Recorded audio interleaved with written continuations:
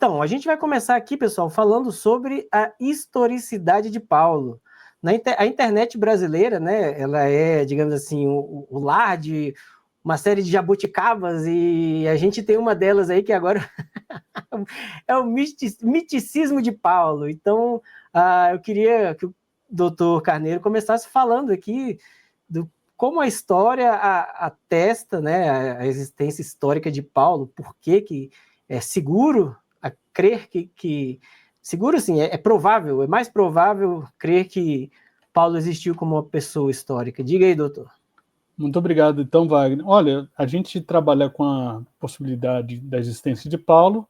Hoje, nenhum historiador que se preze, seja no campo histórico ou mesmo chamados misticistas, negam a historicidade de Paulo. Né? Nós sabemos que ele é principalmente um judeu da diáspora grega, nasceu ali por volta do início do século I da Era Comum, vindo a falecer por volta ali de 63 a 64. As suas epístolas são datadas entre o final do governo do Cláudio e do governo do imperador Nero, e a gente tem uma ideia de como funciona as epístolas paulinas, porque elas nos dão indício de como elas foram produzidas.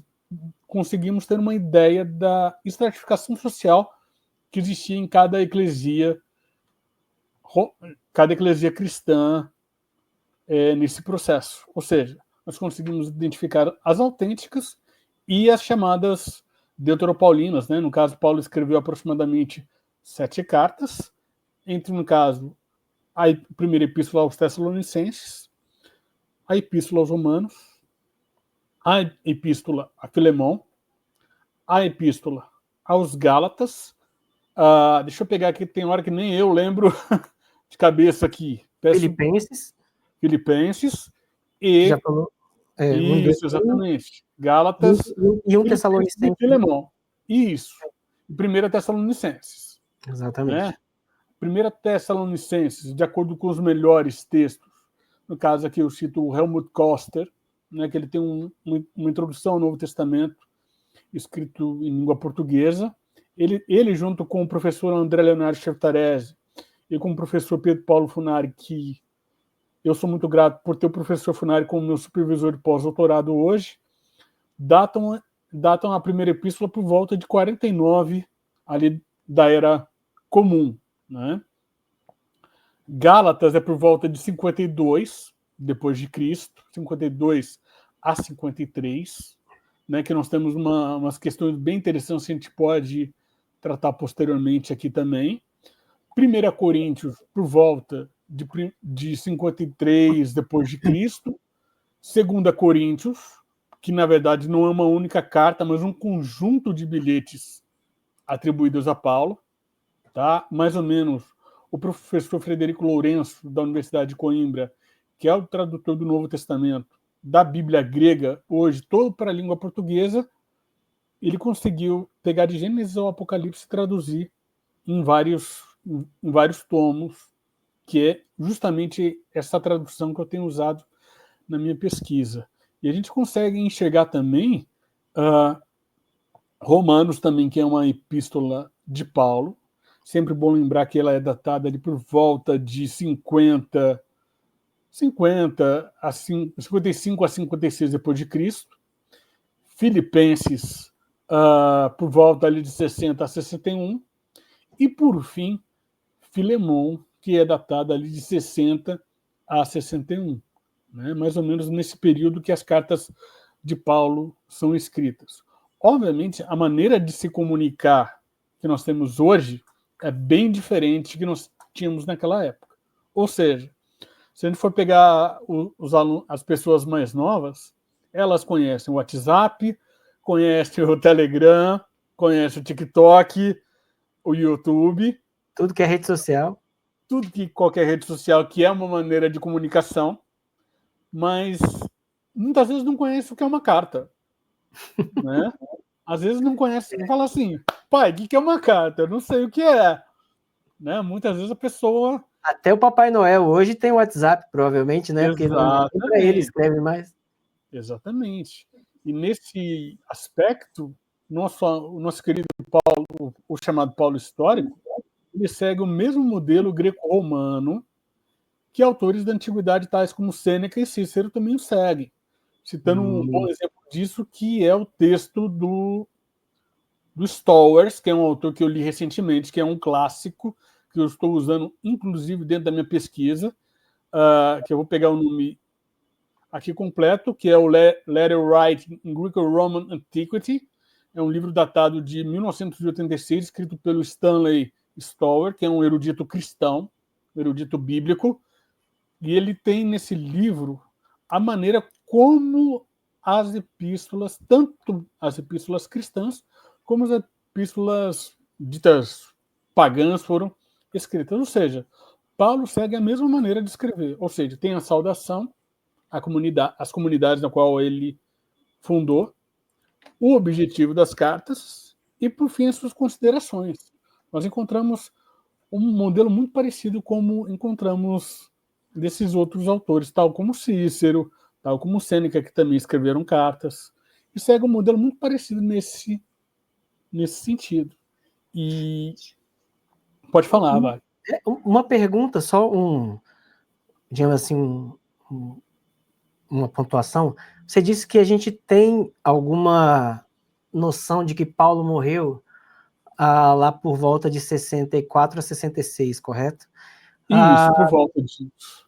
E a crença é que ele... A crença não, mas a probabilidade é que ele tenha efetivamente sido morto lá no martírio de Nero? Olha, na verdade, o martírio de Nero é uma tradição. É uma tradição que vem posteriormente da igreja.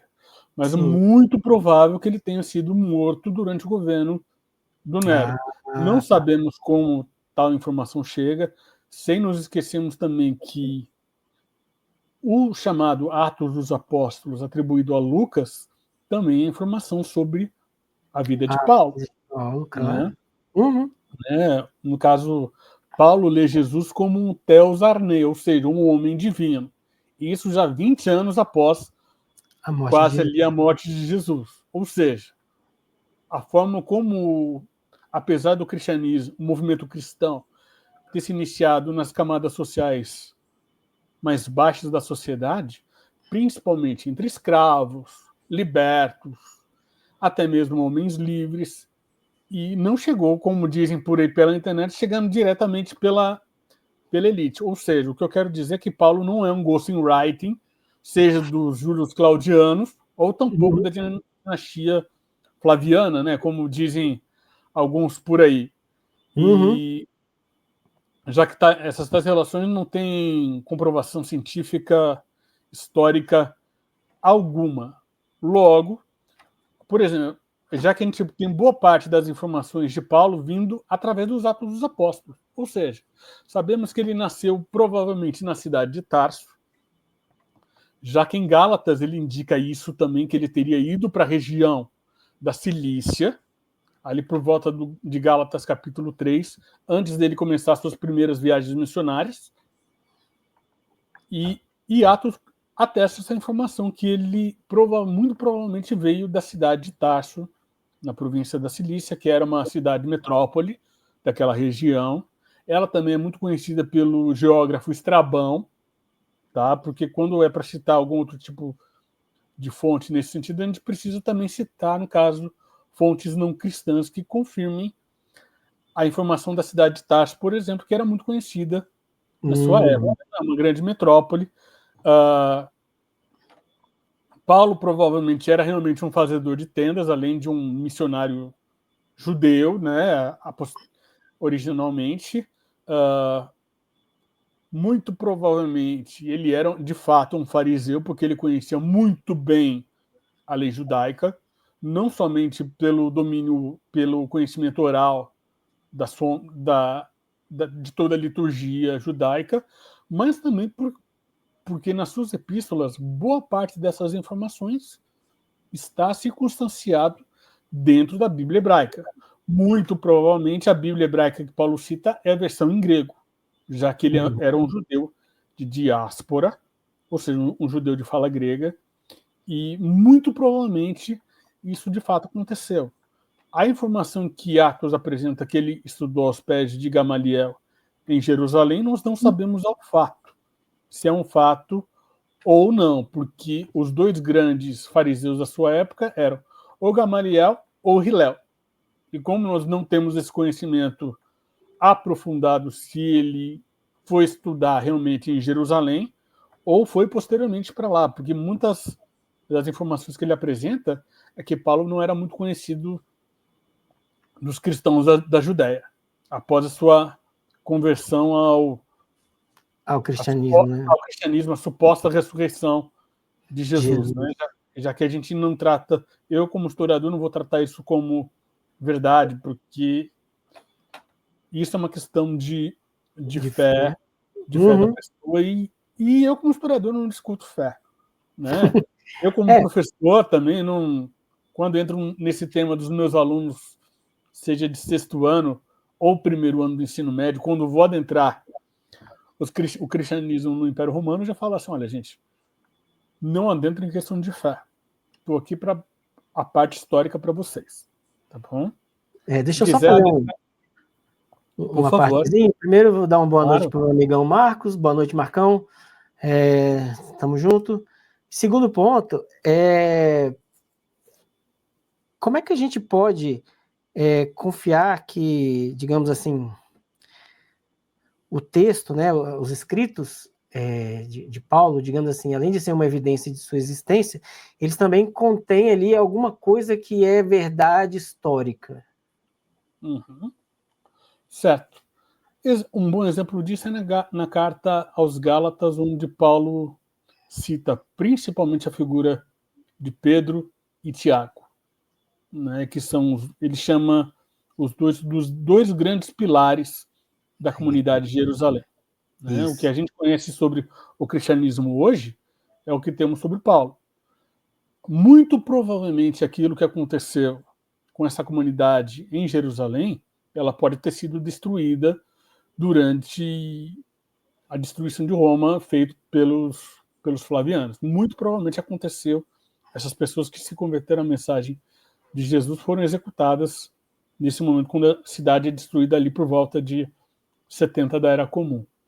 Né? Então, partindo desse pressuposto que Paulo cita dois personagens ali que até o momento ninguém indica que não é um personagem histórico, Paulo faz menção a esses dois personagens e fala que teve um breve encontro tanto com Paulo quanto com Pedro, que há um momento que Paulo faz uma crítica pesada a Pedro, porque ele está principalmente no capítulo 3, quando Paulo faz uma crítica aos chamados judaizantes. Que eram aqueles que obrigavam os convertidos à mensagem de Jesus a passarem pela circuncisão.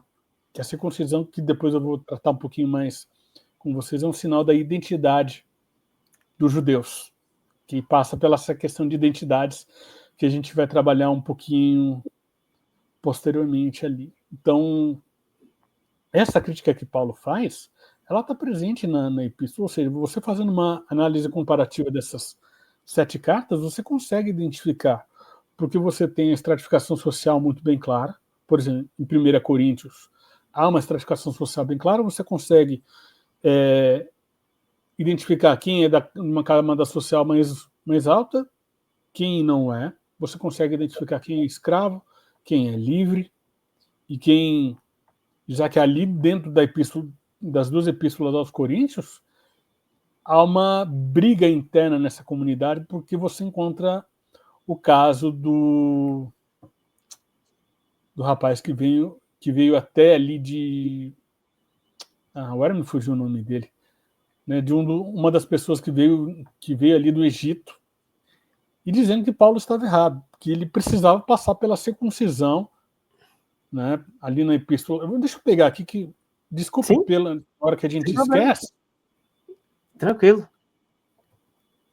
Os Coríntios... Eu sou a pessoa mais desmemoriada do mundo, não farei nenhuma crítica. Filipe...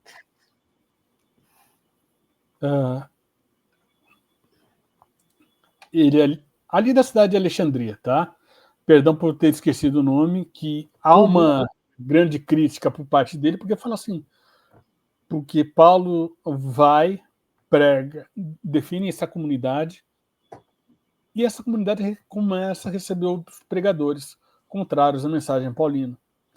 Logo, Paulo, quando ele começa a mandar essas cartas, ele começa a ficar um pouco bravo com os convertidos da sua comunidade. Fala assim, como é que vocês estão recebendo pessoas de outros missionários que estão falando uma mensagem contrária à minha? Afinal de contas, Gálatas, quem vos enfeitiçou? Ou seja, quando Paulo está criticando isso, ele está falando justamente desses outros supostos, desses missionários judeus que estão trazendo uma outra mensagem que não é justamente a mensagem de Paulo. Ou seja, nós sabemos nesse momento que não existe apenas uma mensagem cristã. O cristianismo, nesse momento, ele é fluido, possui vários missionários no campo que dizem ter a verdade sobre Jesus. Paulo era apenas um deles. Ou seja, o que nós conhecemos foi que chegou sobre Paulo a respeito disso. Logo, a gente consegue ter uma ideia mais interessante sobre a respeito disso também, né? Assim como Perfeito. a gente... Ah, perdão, Wagner. Não, lembrei de um continua. outro Eu pensei que você tinha também. terminado. E... Não, perdão. Lembrei no caso, por exemplo, que a gente encontra na epístola a Filemon, que, diferente das outras cartas que são cartas voltadas para uma comunidade, a epístola a Filemon é uma carta pessoal, ou seja, é um bilhete que Paulo envia a Filemon, que ele fala assim, olha, o seu escravo fugitivo, ele veio até mim, e eu quero que você o trate da mesma maneira que você me tratou quando me recebeu em sua casa. Ou seja, o nome desse escravo, ele na verdade não é nome próprio. Ele na verdade ele significa em grego útil. Ele não é nome próprio. Escravo nesse momento não tem nome próprio, tá? Ele sempre quando ele vai se tornar um liberto, posteriormente um escravo, ele acaba recebendo o nome do seu senhor posteriormente. Tá? Uau, isso é uma coisa que eu não sabia. Né? Então isso tem todos esses aspectos também. Agora pode perguntar. A minha pergunta é como é que o historiador ele se depara com um documento, uma fonte histórica, e qual que é o processo que faz ele acreditar que aquele relato da fonte histórica pode ser confiável ou não? Qual o método? Vamos falar de método agora. Perfeito. Olha, método ele pode variar muito de historiador para historiador. Tá? Eu geralmente trabalho com a história da representação usando o Roger Chartier. Tá? O caso do professor André Chevitarese, ele usa um outro método diferente. Explica pra gente. Né? O professor Chevitarese usa um método agora me fugiu o nome, com o método que ele acaba utilizando. E eu tento tratar cada uma dessas questões, por exemplo, dentro da Epístola Paulina, como uma representação daquilo que poderia ser feito. Ou seja, quando eu vou tratar, por exemplo, do âmbito da escravidão, eu trato como um modelo de como isso deveria ser realizado. Ou seja, que nós temos uma possibilidade daquilo que poderia vir a acontecer. Por exemplo, quando você analisa os evangelhos, né, tanto os sinóticos quanto os evangelhos não canônicos, ou seja, o historiador ele vai ver ali que tem muita teologia. Ou seja, os evangelhos são textos teológicos. Logo, o que o historiador ele vai ver, ele vai precisar retirar as camadas desse texto. É através dessas camadas que a gente consegue chegar, de certa maneira, ao Jesus histórico, por exemplo, e ao próprio Paulo histórico dentro das suas epístolas. Né? Então a gente consegue, por exemplo, identificar o público paulino. Por exemplo, o público paulino ele é diferente do público dos evangelhos, ou seja, Jesus está vivendo no momento que ele está vivendo, a pregação dele é baseada no campo, nas pequenas vilas e aldeias. Já Paulo não. De acordo com o N. Mix, que é um dos grandes pensadores sobre o Paulo no mundo chamado mundo social do apóstolo Paulo, o N-Mix fala o seguinte: Paulo, diferente de Jesus, ele está trabalhando justamente com o mundo das cidades. Ou seja, Paulo está pregando dentro da cidade, ele não está pregando dentro do campo. E isso já mostra um grande diferencial da mensagem paulina como da mensagem de Jesus. Logo quando Paulo vai, os cristãos nas cidades, eles não se reuniam apenas nas casas das pessoas que se transformavam nessas eclesias, né, nessas comunidades de fé. Eles poderiam se reunir nas padarias que existiam ali em torno das cidades romanas, em pequenos grupos, porque como essas cidades eram múltiplas e recebiam pessoas de todo o canto, Todos os lugares. de todos os lugares, nesse momento a gente não enxerga uma perseguição como vai compreender posteriormente, lá por volta do século II, século III, que a gente encontra, de fato, uma perseguição aos cristãos, que é um assunto posterior. Se quiser, a gente pode até tratar um pouco sobre isso também. E eu sempre fazendo uma análise comparativa das epístolas paulinas que eu tento trazer e que a gente consegue encontrar um personagem por detrás dessas epístolas. Lembrando também, tem uma autora muito importante chamada Laura Nasla, que é uma autora, ela é teóloga por formação, foi professora da Universidade de Harvard, hoje ela se encontra na Universidade de Yale, tem vários cursos pela internet também, e ela chama a atenção uma coisa que eu achei muito interessante, que é a questão da coautoria que nós encontramos nas epístolas paulinas.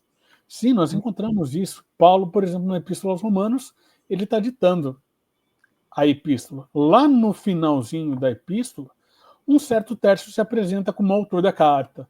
Mas aqui está, o leitor da carta vai perguntar, mas quem que é Tércio? Ele é autor da carta? Não. O autor da carta é quem está ditando ela. Tércio provavelmente pode ser um escravo ou um liberto que sabia ler e escrever, possivelmente talvez um pedagogo de algum amigo de Paulo, porque o pedagogo, na verdade, no mundo greco-romano, é aquele que sabe ler e escrever, que educava os filhos da aristocracia romana, né? Então, pode ser um caso desse que a gente encontra também. Há os processos de coautoria nas epístolas paulinas, que a gente encontra isso também, que também era muito comum nas epístolas de outros autores ali, tais como Sêneca mesmo, o próprio Cícero também fazia isso também. E era uma coisa muito comum nessa época também. Nessa época, não, interessante, comecei aqui a fazer uma série de vídeos sobre, eu botei um nome bem apelativo, fraudes no Novo Testamento, que na verdade com base no material do Bart Ehrman, que é o Forgery and Counter-Forgery. Sim. E o Bart, eu acho que ele tem uma opinião um pouquinho mais extrema sobre essas práticas de pseudografia, digamos assim, né? Ele, de vez em quando, eu acho que até ele tem razão, porque, por exemplo, as cartas de 1 e 2 Pedro, o autor diz que ele é o Pedro. Na carta de 2 Pedro, ele inclusive fala, eu estive na transfiguração, eu vi ali Jesus, Elias e Moisés indo para o céu, ou seja, ele quer dar, de certa forma, assim, alguma autoridade, garantia de autenticidade, que é o Pedro que está escrevendo. Então, isso também bagunça a cabeça da gente aqui que está lendo essas coisas, porque o que esses caras faziam nessa época? Mas voltando aqui para a Vaca Fria, então, olha só, Paulo, como você disse, ele escreveu numa espécie de estilo literário, de epístolas, que já era amplamente utilizado. Paulo, ele comentava, ele estava tratando de questões, digamos assim, eclesiásticas, assim, podemos dizer. Ele estava relatando eventos que ocorreram no período dele e ele deixa entender que ele era. Então, esses fatores todos fazem com que os historiadores não questionem que ele existiu, porque diversas outras figuras daquele tempo também fizeram, de certa forma, alguma coisa parecida. Então, realmente, acaba não deixando dúvidas, assim. Eu já li algumas coisas da área de história e muito pouco de metodologia de história, né? Mas eu já vi os historiadores comentarem que quando chega a nós uma fonte, primeira coisa que o historiador, digamos assim, faz é aceitar, não, isso aqui vou tratar como verdadeiro. E aí, posteriormente, em função da pesquisa acadêmica, né? A gente sabe que a pesquisa acadêmica, ela existe, o objetivo dela é ela mesma, né? Então, assim, alguém viu um documento novo e pensou, ninguém escreveu fez uma análise de autoria crítica desse documento, vou fazer. E aí ele estabelece talvez uma hipótese, e me corrija se eu estiver errado, ó, esse documento é autêntico, essa aqui é a primeira hipótese. Ou então, sei lá, esse documento não é autêntico, deixa eu ver se eu consigo levantar elementos que questionem a autenticidade disso. Pronto. É por aí, né? E aí, isso fora que, assim, um debate, né? Sim, isso mesmo. Escreve, isso daí, publica, e aí ela publica e outra pessoa discorda. Não, peraí. Aí começa-se um debate acadêmico na área de história, em que depois de algum tempo, né, se o assunto gerou, digamos assim, curiosidade acadêmica, gerou uma coisa ali que era frutífera, então a gente tem agora, depois de um tempo, as pessoas entram em consenso. Eu já vi muitos autores mudando de opinião, né? Sim. Como a gente está dizendo, a gente vai falar aqui das cartas deuteropaulinas, começou como uma corrente minoritária, o questionamento da autoria. Exatamente. E aí logo depois viram que, poxa, mas realmente... Então, assim, isso é que eu acho o bonito da academia, né? As pessoas serem postas frente a um argumento, tentar derrubar aquele argumento. Não consegue? Então, beleza, vou aceitar. É isso aqui. Deixa eu só dar boa noite aqui para o nosso colega, professor aqui, ó, professor historiador também. Doutor Conheço o trabalho do Ricardo. Estará aqui semana que vem em Brasília, né? A gente está começando aqui se organizar, os ateus aqui do Distrito Federal. Eu não vou nem entrar no assunto de crenças religiosas, não, como sim, a gente conversou lá quando a gente teve aquela breve conversa sobre o posicionamento do Dr. Ken Dark, né? Para quê, né? Assim, eu vou perguntar depois alguma coisa sobre isso, mas de forma acadêmica. Calma que eu vou chegar lá. E a gente vai ter um congresso aqui semana que vem. Sua colega Juliana Cavalcante estará presente. Sim, ótimo. Juliana é uma excelente professor. E o professor Ricardo Oliveira fará uma linda palestra para nós sobre a história do ateísmo. Olha que maravilha. Que legal, bacana. O objeto de pesquisa do professor Ricardo Oliveira é o ateísmo, então eu acho isso sensacional. A gente pode pensar até essa questão do ateísmo dentro do cristianismo também, porque os cristãos eram chamados de ateus pelos romanos porque negavam o culto imperial. Era uma superstição, né? Uma superstição era uma superstição. Para os romanos, né? Não, isso é muito interessante. O Tácito apontou, né? Então, vamos, digamos assim, encerrar esse bloco, dando um fecho de, poxa, não temos na academia, né, na ciência histórica, não temos motivos para acreditar que Paulo não foi uma figura histórica, mas temos motivos para crer que algumas de suas cartas não foram escritas por ele. Exato. Né? E deixa eu ver, o próximo tópico é ele mesmo. Então a gente vai explorar isso a partir de agora.